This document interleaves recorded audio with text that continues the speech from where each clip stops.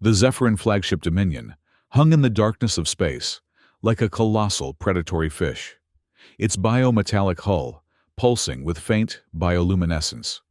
Inside the command center, Commander Ilthrax stood before the strategic display, his four-fingered hand sliding across the holographic representation of the solar system.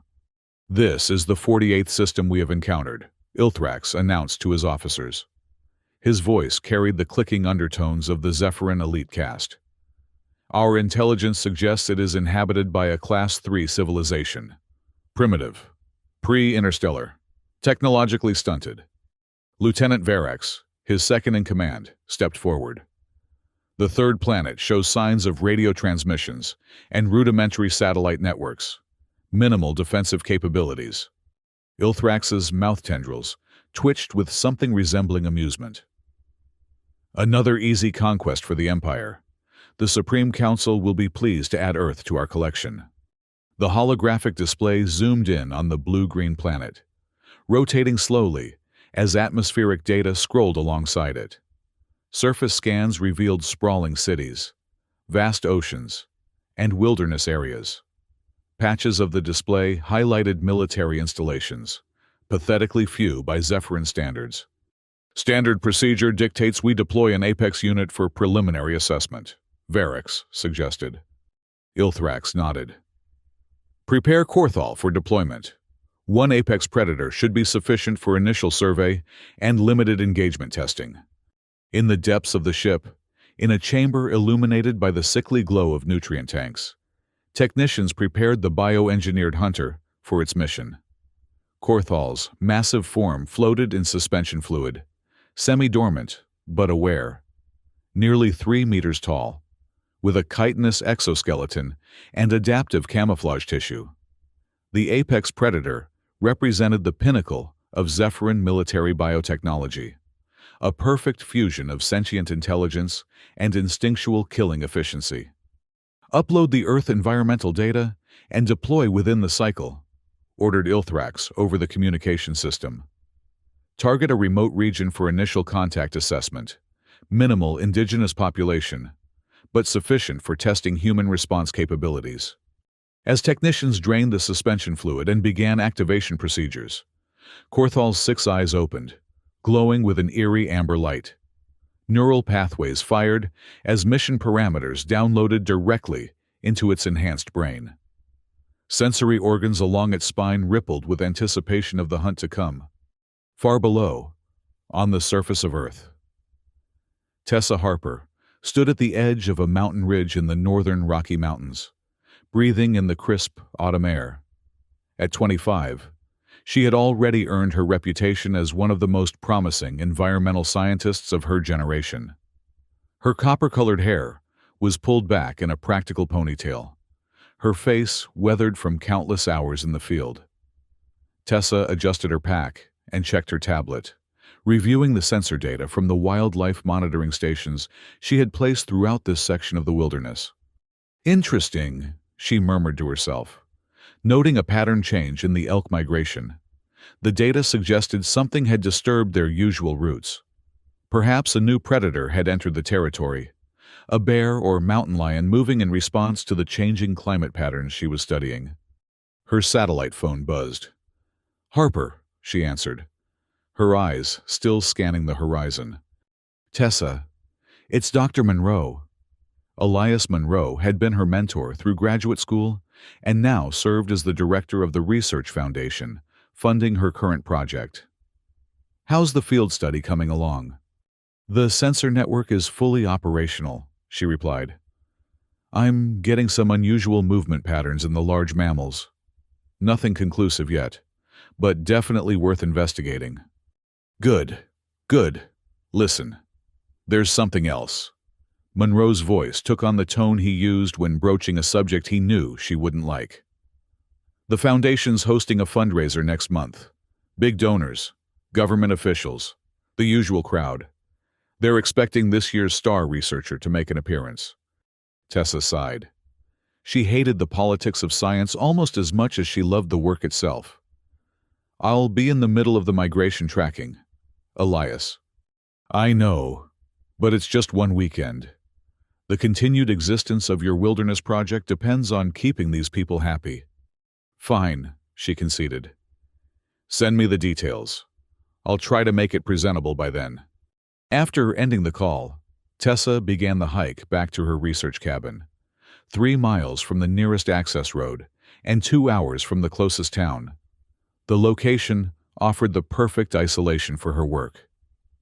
As darkness fell, she reached the small but well-equipped structure that had been her home for the past 6 months. Inside, she uploaded the day's collected data to her main computer system and prepared a simple dinner. The cabin's large windows offered a panoramic view of the wilderness, illuminated now only by moonlight. She loved these moments, the quiet, the wilderness, the feeling of being perfectly attuned to the natural world around her. As she worked on her research notes, a notification flashed on her computer screen. Unusual seismic activity detected approximately 4 miles north of her position. Too localized for an earthquake, too powerful for normal wildlife movement. Curious. She pulled up the satellite imagery, but the forest canopy obscured whatever might have caused the disturbance. First thing tomorrow, she decided, marking the coordinates on her mapping system before turning in for the night. Unknown to Tessa, those coordinates marked the landing site of Korthal's drop pod, which had penetrated Earth's atmosphere under the cover of darkness. The bioengineered pod had burrowed itself into the mountainside, its outer shell already beginning to dissolve as designed, leaving the apex predator emerging into the cool night air of the Rockies. Korthal's sensory organs tasted the alien environment, oxygen levels higher than Zephyrin standard, gravity slightly stronger, ambient temperature cooler than optimal. The creature's adaptive biology began immediate adjustments. Its 6 eyes scanned the darkened forest, thermal vision picking up the heat signatures of small, nocturnal creatures that scattered at its presence. The mission parameters were clear: establish territory, assess indigenous life forms, evaluate human threat level, and report findings back to the Dominion. Korthal's neural processors calculated that the remote location would provide optimal conditions for acclimation before engaging with human subjects.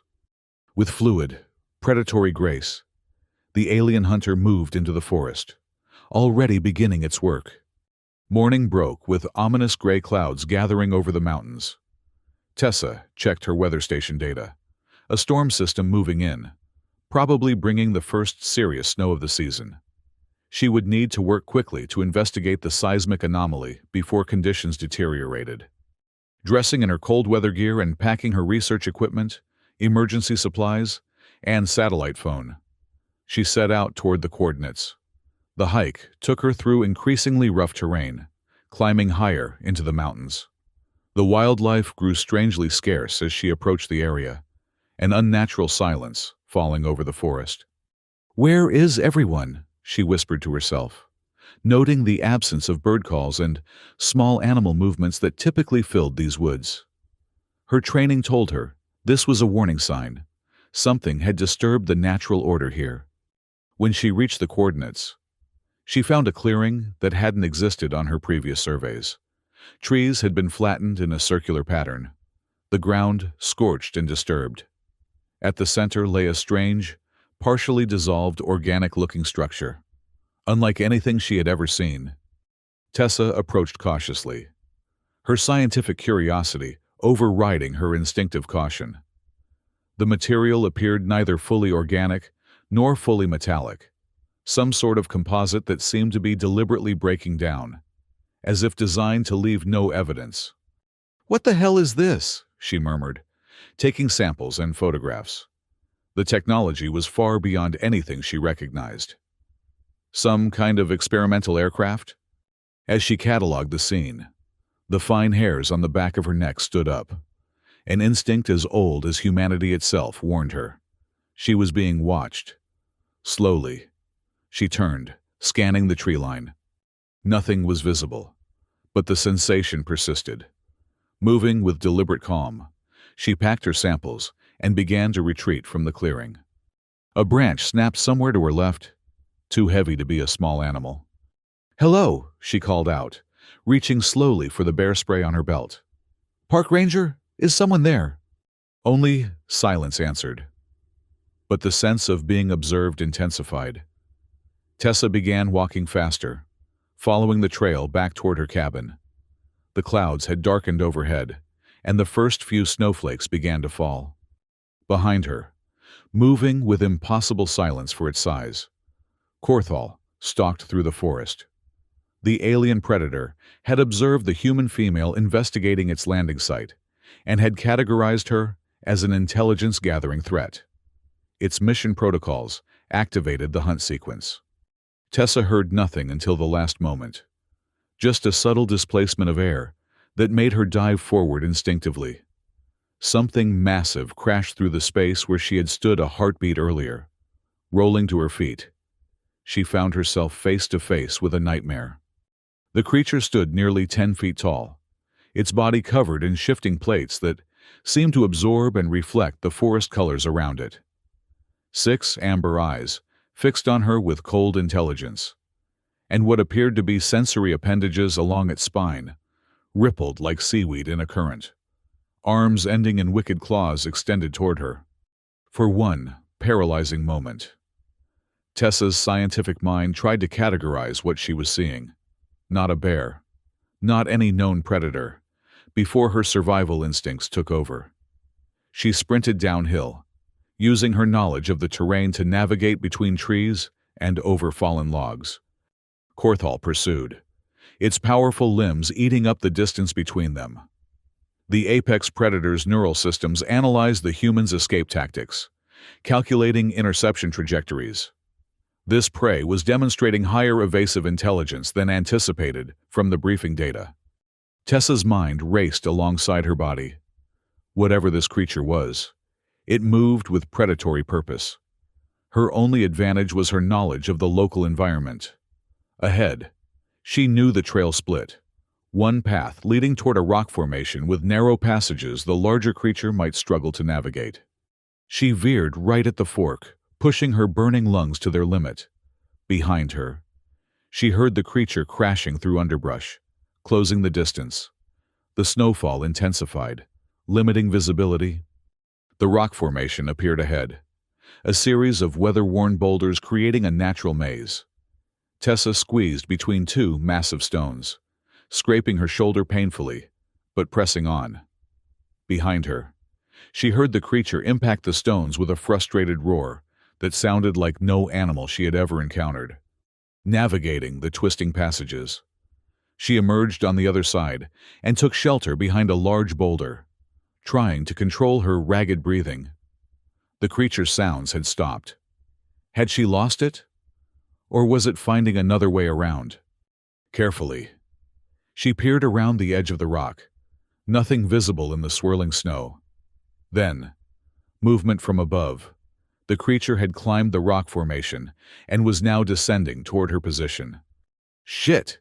Tessa abandoned stealth for speed, breaking cover and sprinting toward a dense stand of trees.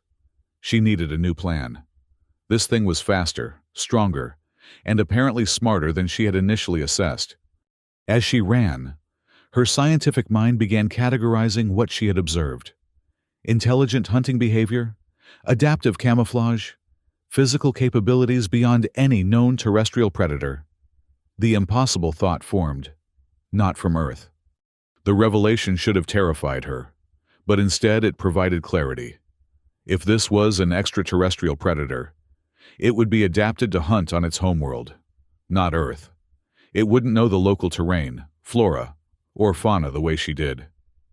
There might be environmental factors she could use to her advantage. Reaching the tree line, she changed direction, heading toward a marshy area she knew was nearby. The storm had intensified, the snow now falling heavily, obscuring visibility to mere yards. The creature's heat vision would be an advantage in these conditions, but the marsh might mask her thermal signature. Her feet splashed into cold water as she reached the wetland's edge. Moving carefully now, to avoid leaving obvious tracks, she waded deeper, wincing at the numbing cold. She found a hollowed-out bank beneath the twisted roots of an ancient tree and crawled inside. trying to still her breathing and heartbeat. Minutes passed. The only sounds were the soft patter of snow and the occasional creak of branches bearing their white burden. Then, a splash, deliberate movement through the marsh. Tessa pressed herself deeper into her hiding place. Through the curtain of snowfall, she glimpsed the creature. It moved with eerie grace despite its size, sensory appendages extended and quivering. It paused, lowering its head to examine her tracks where they entered the water. To Tessa's horror, it began methodically quartering the marsh, working in a search pattern that would inevitably lead to her hiding spot. Her options were limited: remain hidden and hope it missed her, or create a diversion and attempt another escape. Her pack contained her research equipment, including several wildlife attractant scents used in her study.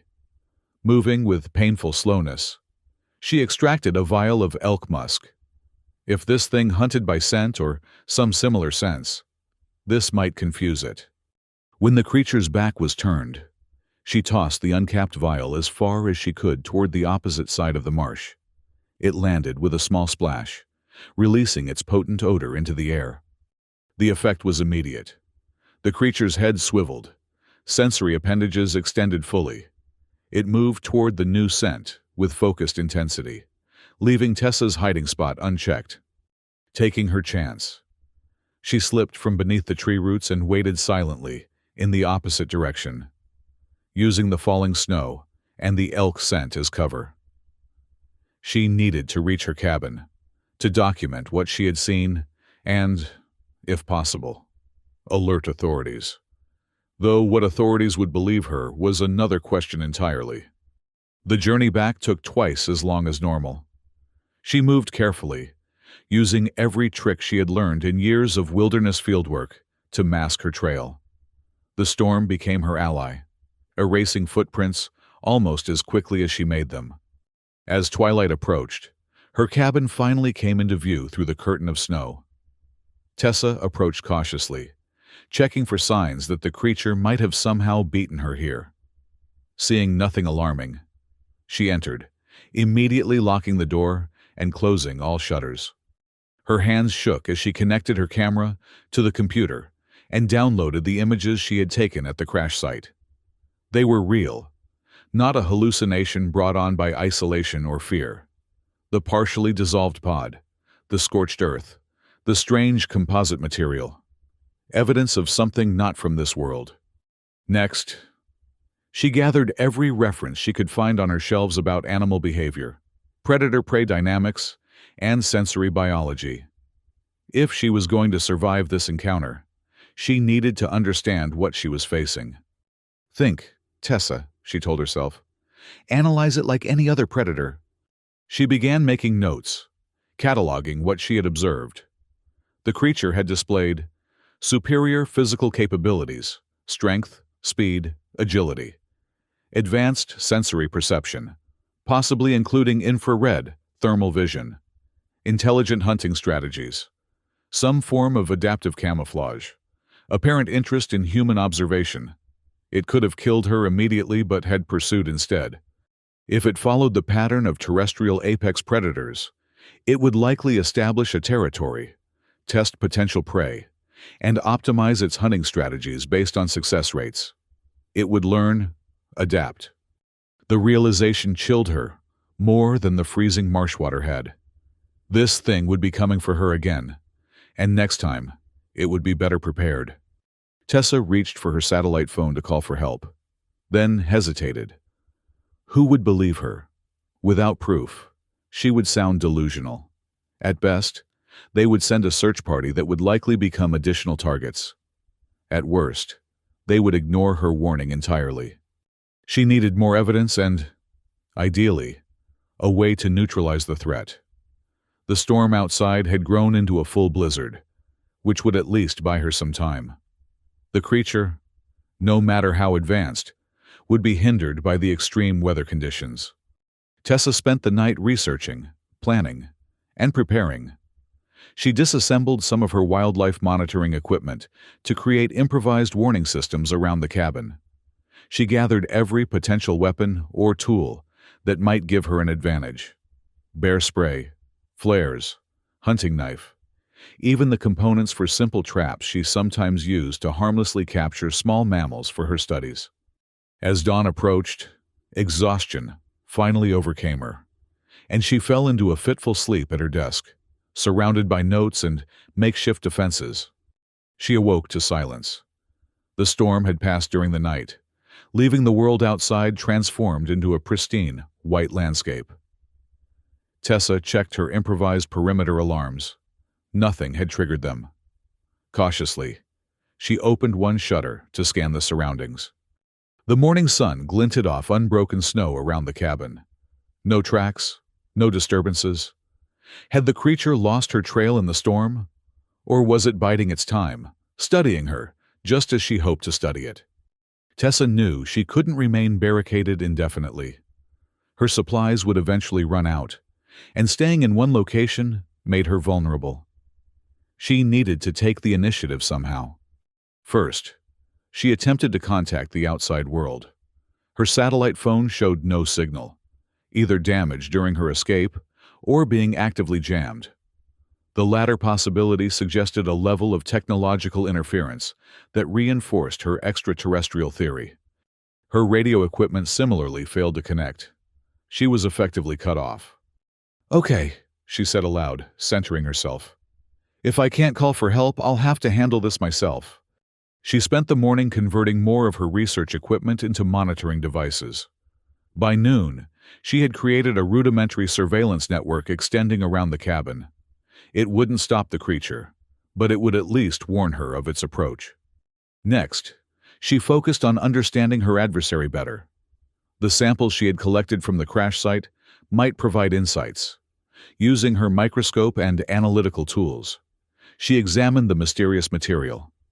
The results were fascinating and terrifying. The substance contained both organic and inorganic components in a structure unlike anything in Earth's biological or technological catalog. More alarming, the organic components showed signs of containing DNA-like molecules that were actively breaking down the inorganic parts. A self-destruct mechanism on a molecular level. "Designed to leave no evidence," she murmured, making careful notes. Intelligent design, advanced technology. Her scientific curiosity battled with her survival instinct. Part of her recognized the monumental importance of this discovery, proof of extraterrestrial life and technology. Another part understood the immediate danger it represented. As afternoon waned, one of her perimeter sensors activated, movement at the edge of the clearing. Tessa moved to the window, binoculars ready.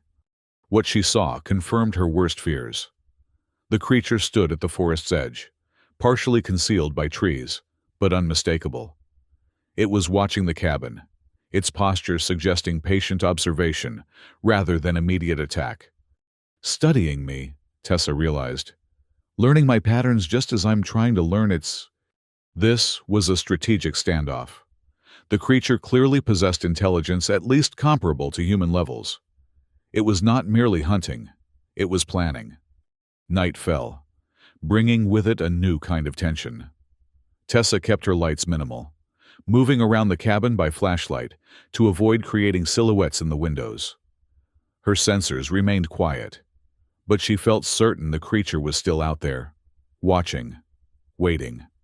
She used the time to continue analyzing the samples and developing a strategy.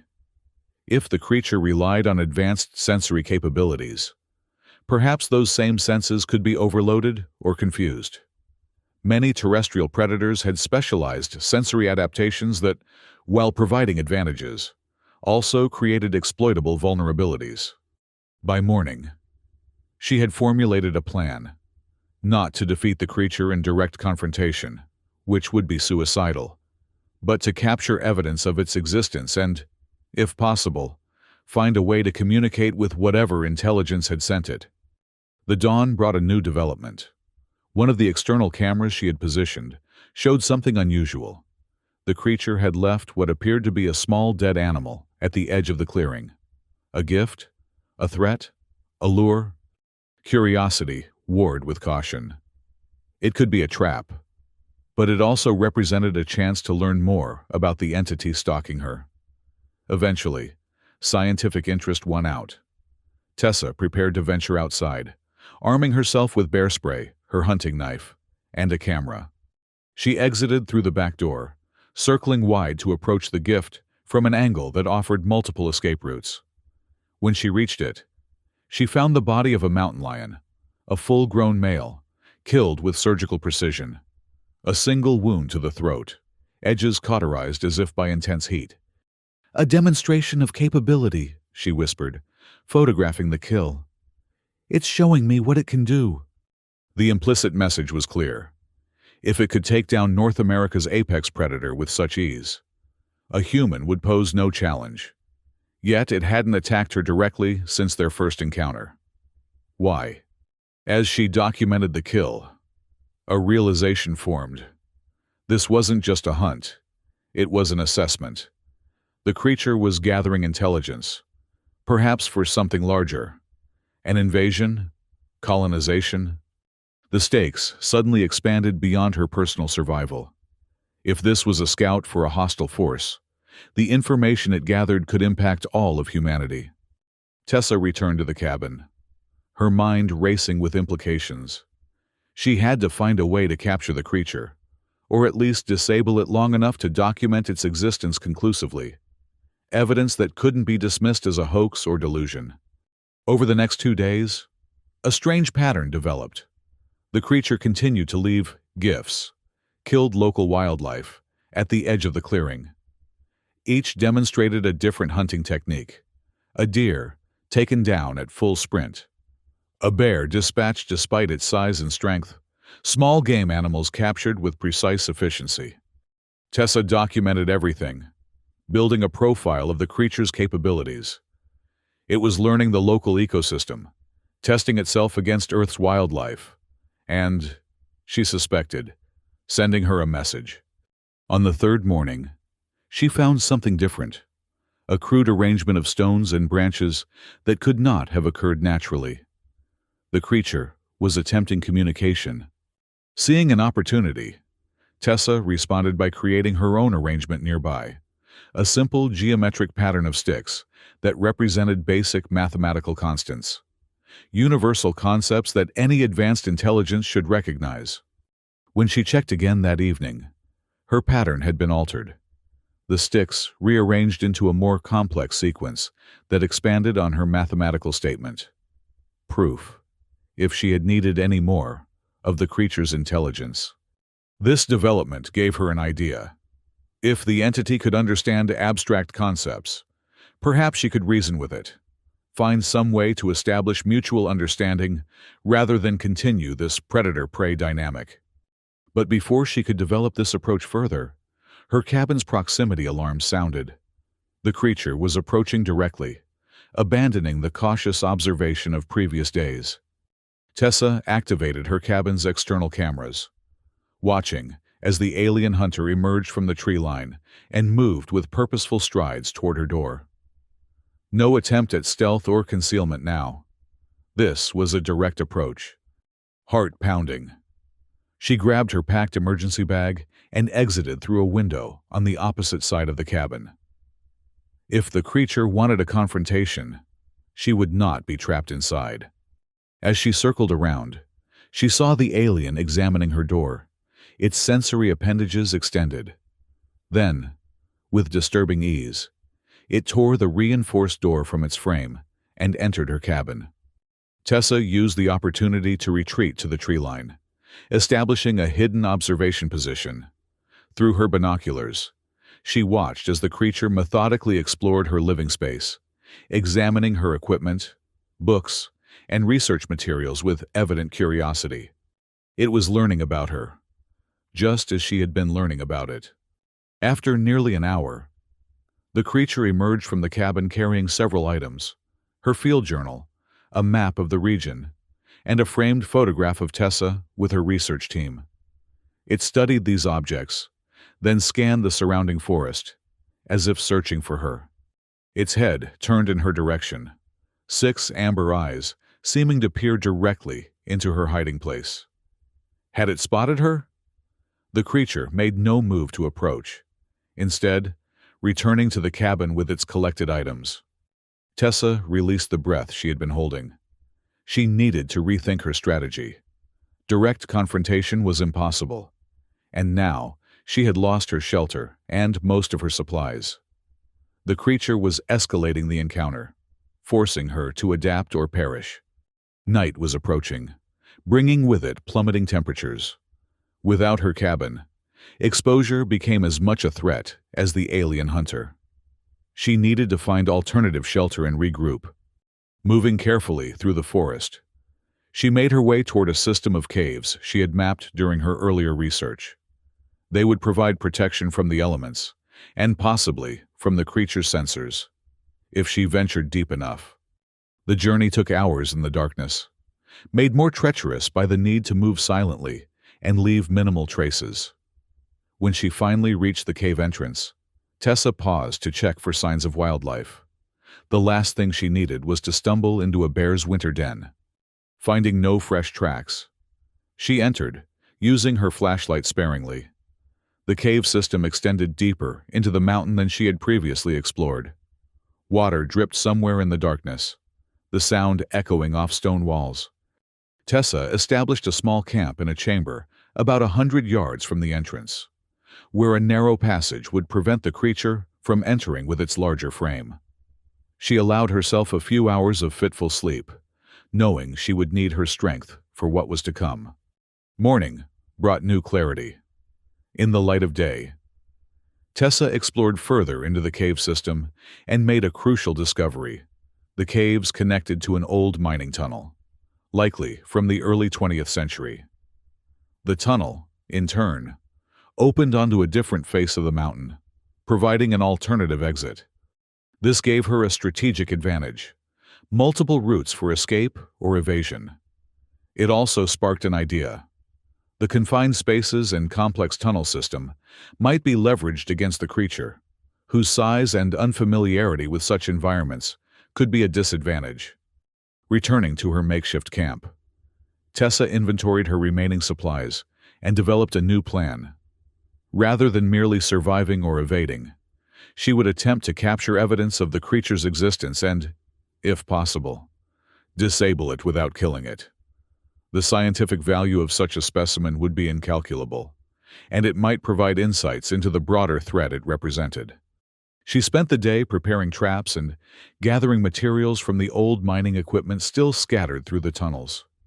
By evening, she had created several rudimentary but potentially effective devices: a pit trap near one entrance, tripwires connected to falling debris, and most promising, an electrical trap using batteries from her equipment connected to the metal rails still embedded in parts of the tunnel floor. As night fell again, Tessa positioned herself near the cave's main entrance, prepared to observe and, if necessary, lure the creature into her prepared areas. Hours passed in tense silence. Had she lost it?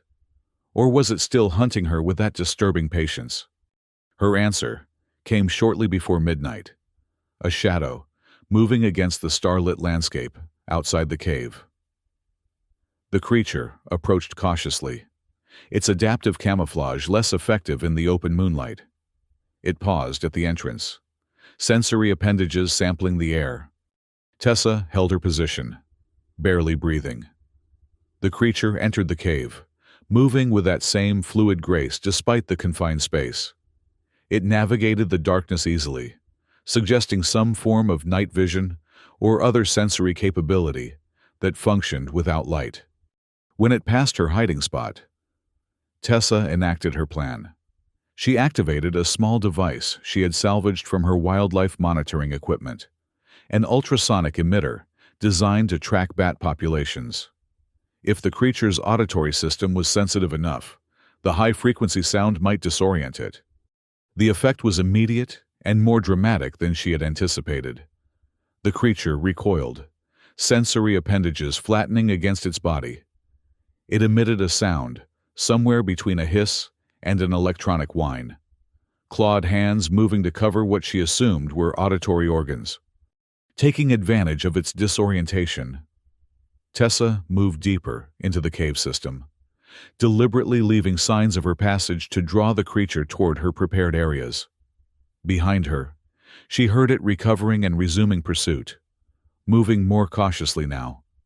The chase led through twisting passages, the creature gradually closing the distance despite the obstacles Tessa had arranged. It was learning, adapting to her tactics even as she employed them. She reached the chamber where she had prepared the electrical trap and positioned herself beyond it, watching as the creature appeared in the passage. It paused, studying the ground before it with evident suspicion. Had it detected her trap? For a tense moment, neither moved. Then, to Tessa's surprise, the creature spoke, a series of clicking sounds followed by what might have been an attempt at English. Human, female, Tessa Harper. The shock of hearing her name from the alien entity nearly made Tessa reveal her position. It had not only examined her belongings, but had somehow deciphered enough to identify her. "Communication attempt," the creature continued, its voice a disturbing approximation of human speech. "Cease evasion." Tessa's scientific curiosity warred with survival instinct. If it could communicate, perhaps negotiation was possible. But trusting an alien predator that had been stalking her for days seemed dangerously naive. "Who are you?" she called from her position. "What do you want?" The creature's sensory appendages quivered. "Korthal, Apex Predator, Zephyrin Empire. Mission, assessment." "Assessment of what?" Tessa pressed, her mind racing to process this new information. Names. An empire. This was worse than she had feared. Not a lone extraterrestrial entity, but an advanced scout for a larger force. Human capability, threat level, conquest viability. The clinical detachment in those broken phrases chilled Tessa to her core. This wasn't just a hunter. It was gathering intelligence for an invasion. "We're not a threat to you," she said, trying to keep her voice steady. "Humans are peaceful unless provoked."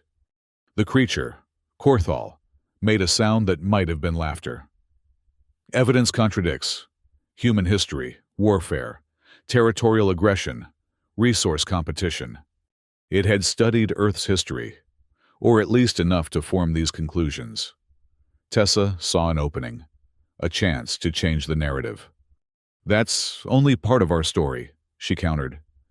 "Humans also cooperate, build, create. We value knowledge and peaceful exchange. Look at what I'm doing. Environmental research to protect our world, not destroy it." Korthal advanced another step, now perilously close to the electrical trap. "Irrelevant. Zephyrin Protocol. Assess, conquer, integrate, or eliminate." "And is that working well for the 47 other systems you've conquered?" Tessa asked, making an educated guess based on what Korthal had revealed. The creature paused, its amber eyes fixed on her hiding spot. "Affirmative. Zephyrin dominance absolute." "Then, why haven't you killed me yet?" Tessa challenged. "You've had multiple opportunities. You're curious, aren't you? You recognize something in humans that doesn't fit your empire's assumptions."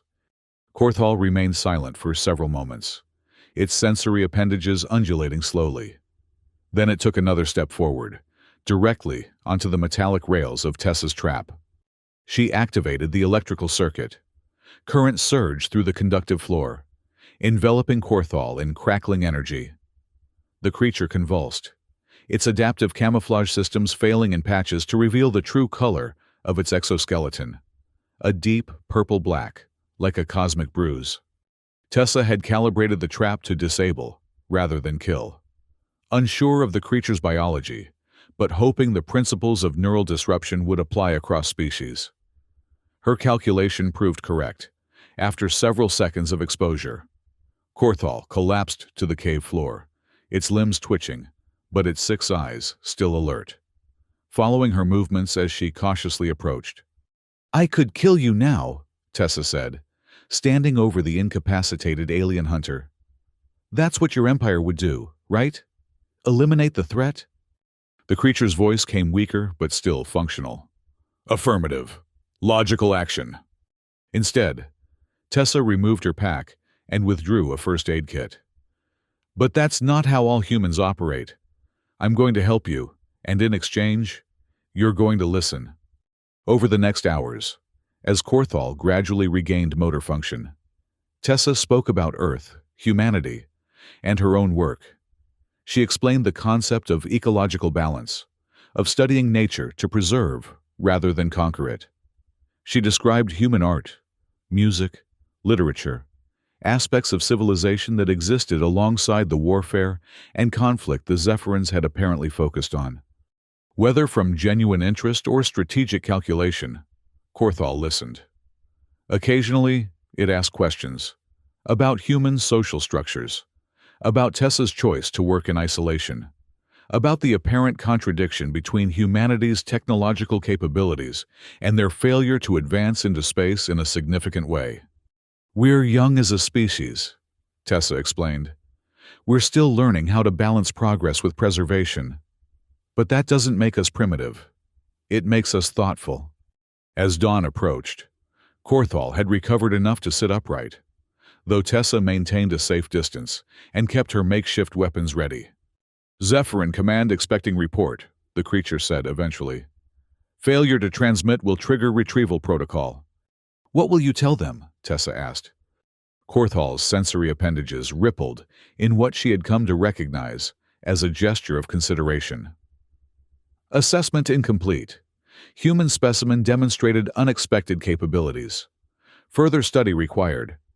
And if they decide to skip further study and move directly to conquest?" "High probability," Korthal admitted. "Standard protocol for Class 3 civilizations." Tessa felt cold dread settling in her stomach.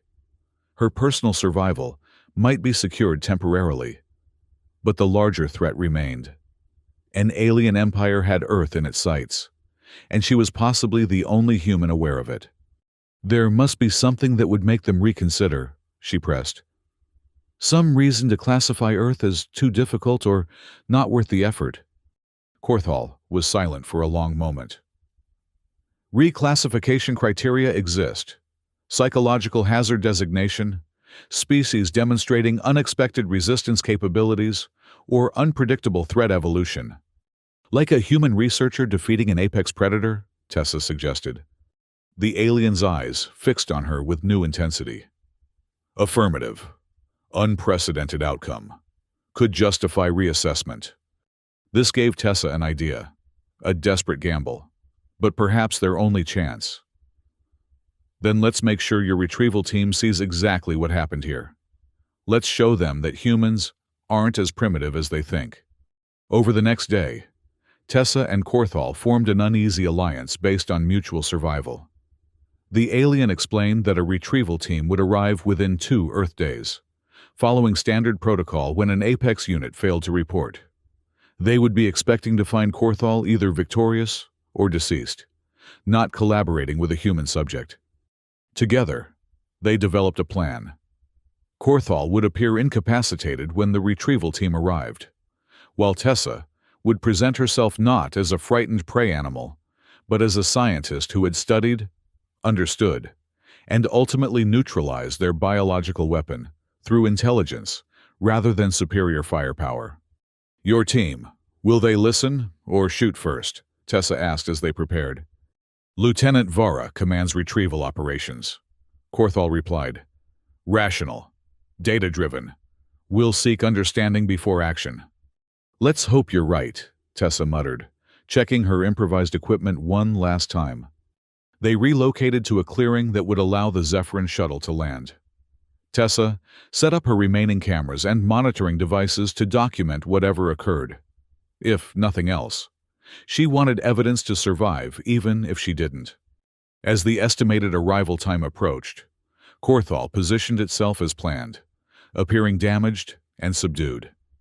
Tessa stood nearby, projecting a confidence she didn't entirely feel. The Zephyrin shuttle arrived with surprisingly little fanfare. No sonic boom, no dramatic lights, just a silent displacement of air as a craft about the size of a small bus materialized above the clearing and descended. Its biometallic hull pulsed with the same subtle luminescence Tessa had observed in fragments of Korthal's landing pod. 4 figures emerged, similar to Korthal in basic morphology, but smaller, wearing what appeared to be armor integrated with their exoskeletons. They carried weapons that seemed to be grown rather than manufactured, biological technology beyond anything Tessa had imagined. The leader, distinguished by markings on its armor, approached cautiously, weapon trained on Tessa. "Lieutenant Vara," Korthal called out weakly from its position. "Situation: complex. Human female. Captured me. Used environmental knowledge. Indigenous adaptation advantages." Vara's sensory appendages flattened against its body, a sign of surprise or alarm. Tessa had learned, impossible. Class 3 species cannot defeat Apex unit. "Yet, here we are," Tessa said, stepping forward despite the weapons tracking her movement. "I'm Tessa Harper, environmental scientist. Your apex predator underestimated Earth's ecosystem and my understanding of it." The retrieval team chittered among themselves in their native language. Vara switched back to the approximated English. "Eliminate witness. Retrieve Korthal. Standard protocol." "I wouldn't advise that," Tessa said quickly. "I've been documenting everything since your hunter arrived. The footage is already uploaded to secure servers. Kill me, and you guarantee that Earth knows about the Zephyrin Empire before you can mount your invasion." It was a bluff. Her communications had been effectively blocked, but they couldn't know that. Vara hesitated, sensory appendages quivering as it reassessed the situation. "Deception probable. Human technology insufficient for data transmission under our suppression field." "Are you certain?" Tessa challenged. "Certain enough to risk your empire's strategic advantage. Besides, I haven't harmed Korthal when I could have. I chose communication over elimination. Doesn't that tell you something about humans you didn't account for?" Korthal spoke again, its voice stronger now. "The human speaks truth, Lieutenant. Their capabilities exceed mission briefing parameters. Recommend reclassification to psychological hazard status." Vara approached Korthal, examining its condition more closely. "You function adequately. Why submit to human capture?" "Not submission. Adaptation, strategic reassessment. The human demonstrated problem-solving methodology outside Zephyrin prediction models. Valuable data." The standoff continued for several tense minutes as Vara consulted with the retrieval team and, presumably, with superiors aboard their main vessel. Tessa maintained her position, trying to project confidence rather than the fear threatening to overwhelm her. Finally, Vara lowered its weapon. "Provisional acceptance of situation assessment. Human female will return with us for further study." "That wasn't the deal," Tessa objected. "I'm not leaving Earth." "Alternatives limited," Korthal interjected. "Zephyrin protocol allows only specimen collection or elimination for Class 3 encounter resolution." Tessa's mind raced. She needed a third option, something that would satisfy the Zephyrins' need for information without requiring her abduction or death. An idea formed, bold, but perhaps their only chance. "What if I offered a cultural exchange instead?" she suggested. "I provide comprehensive data about Earth, ecological, sociological, historical, and in return, you provide equivalent non-military information about the Zephyrin Empire. A peaceful first contact rather than conquest." Vara's sensory appendages rippled with what seemed like skepticism. "Unauthorized protocol deviation. Command will reject." "Tell them it's more efficient," Tessa pressed. "You get the information you need without expending military resources on a potentially costly conquest. Earth remains a neutral study subject rather than a resistance point. Everyone benefits." The alien commander considered this, then activated some form of communication device integrated into its armor. A rapid exchange in the Zephyrin language followed, too quick and complex for Tessa to follow, even with her growing familiarity with their speech patterns. After several minutes, Vara turned back to Tessa. Provisional approval granted. Terms: you will serve as Earth liaison. Regular information exchange. Zephyrin observation post permitted in this region. Confidentiality maintained until formal contact protocols established. It wasn't perfect, but it was far better than the alternatives. Earth would gain time to prepare, to learn about their galactic neighbors, perhaps even to develop the technologies needed to stand as equals rather than conquests.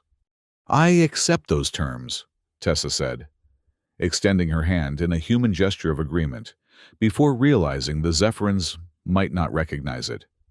To her surprise, Korthal stepped forward and placed its clawed appendage against her palm. Cultural exchange initiated, it announced. First contact protocol established. In the days that followed, Tessa worked with Korthal and the Zephyrin team to establish the parameters of their arrangement.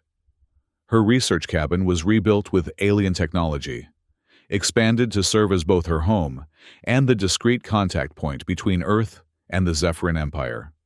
Lieutenant Vara returned to the Dominion with a full report, leaving Korthal and one other Zephyrin, a cultural specialist named Threx, to maintain the observation post. Their presence was disguised as an advanced weather monitoring station, close enough to the truth, as they were indeed monitoring Earth, just not only its weather. 2 weeks after the initial confrontation, Tessa finally re-established contact with the outside world. Her mentor, Dr. Monroe, was frantic with worry after her prolonged silence. "Tessa, where have you been? We were about to send a search party." "Sorry about that, Elias," she replied, choosing her words carefully. "Storm damage took out my communications, but I've made some significant discoveries up here. Revolutionary, actually." "Your wildlife migration patterns?" "Something much bigger," she said. "I'm going to need additional resources and absolute discretion." "You're being mysterious, Tessa. This isn't like you." She laughed softly. "Let's just say my research has taken an unexpected turn. I'm studying something completely new to science." Through her cabin window, she could see Korthal working on the camouflaged sensor array that would allow them to monitor Zephyrin communications. The alien hunter had become something between a research partner and a friend. Still dangerous, still fundamentally different, but no longer the enemy. "I'll need to bring you in on this personally," she told Monroe. "It's too sensitive for open communications. Can you come to the research station next week?" "That's serious, huh? All right, I'll rearrange my schedule." After ending the call, Tessa joined Korthal outside. The alien's adaptive camouflage now mimicked human clothing over its exoskeleton, an imperfect disguise up close, but sufficient for distant observation. "Your superior comes," Korthal noted. "Disclosure risk?" "Dr. Monroe is trustworthy," Tessa assured it. "And we'll need allies in the scientific community if we're going to manage this transition effectively." Korthal's sensory appendages rippled in what she now recognized as thoughtful consideration. "Zephyrin Command remains skeptical. Reclassification provisional only. Your species must continue to demonstrate exceptional qualities to maintain protected status." "We will," Tessa said with more confidence than she felt. "Humans are good at exceeding expectations when properly motivated." As twilight settled over the mountains, Tessa reflected on how dramatically her life had changed in such a short time. From environmental scientist to Earth's first alien diplomat, from prey to partner. The challenges ahead were enormous, but also exhilarating. Somewhere above them, the Zephyrin flagship Dominion still orbited, its commanders debating Earth's fate. But they had bought time for understanding to replace conquest, for knowledge to supplant fear. Tessa opened her journal and began to write, documenting this historic moment for whatever future might emerge from it. Her final entry for the day read simply, "They called Earth primitive, but they didn't understand what makes us truly advanced. Not our technology or our weapons, but our capacity to turn enemies into allies, to choose cooperation over domination. Perhaps in teaching the Zephyrins this lesson, we will finally learn it ourselves. As darkness fell completely, the stars emerged, no longer distant points of light, but places now known to harbor life, intelligence, and the potential for either conflict or cooperation. The choice, Tessa realized, would depend as much on humanity's wisdom as on the intentions of their new galactic neighbors. And it had all begun with one woman in the wilderness, armed with nothing but knowledge, courage, and the stubborn refusal to be anyone's prey.